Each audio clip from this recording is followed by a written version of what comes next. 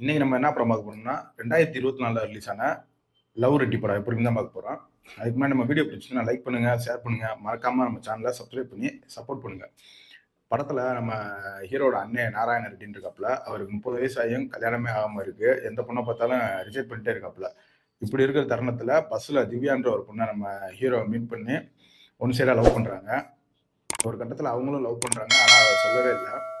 இதுக்கப்புறம் இவங்க 2 பேரும் ஒன்று சேர்ந்தாங்களா என்னன்றது பொறுத்தல கதை. ஃபர்ஸ்ட் ஹாஃப்ல லவ் சீன்ஸாக இருக்கட்டும், அந்த காமெடி ட்ராக்காக இருக்கட்டும், எல்லாமே அருமையாக இருந்துச்சு. பேக்ரவுண்ட் மியூசிக்ல இருந்து எல்லாமே ஃபீல் குட்டாகவே இருந்துச்சு. படத்தை எடுத்த விதமும் ரொம்ப நல்லாவே இருந்துச்சு. செகண்ட் ஹாஃப் போகும்போது தான் படம் அடி வாங்குது. ஏன்னா ஃபர்ஸ்ட் ஹாஃப் எவ்வளோக்கு எவ்வளோ சூப்பராக இருந்துச்சோ அவ்வளோக்கு எவ்வளோ ரொம்ப மோசமாக அடி வாங்கிடுச்சு செகண்ட் ஹாஃப்.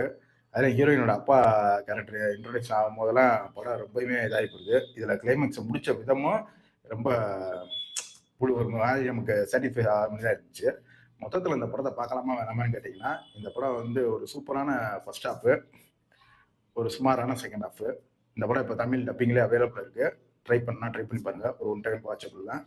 வீடியோ பிடிச்சிருந்தா லைக் பண்ணுங்கள், ஷேர் பண்ணுங்கள், மறக்காமல் சப்ஸ்கிரைப் பண்ணி நம்ம சேனலை சப்போர்ட் பண்ணுங்கள். இன்னொரு வீடியோவில் சந்திப்போம். Thank you friends.